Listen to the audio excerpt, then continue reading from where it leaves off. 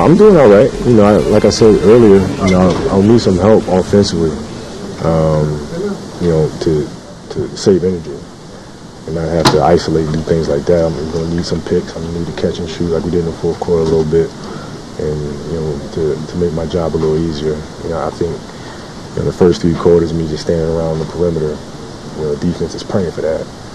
You know, so we gotta do some things, free me up and get me in open spaces and knock down some shots. This way I can be more active on the defensive end of the floor. You know, he shouldn't have to, you know, carry us like that all the time. I mean, we have good enough players that we should be able to take advantage of elsewhere on the court.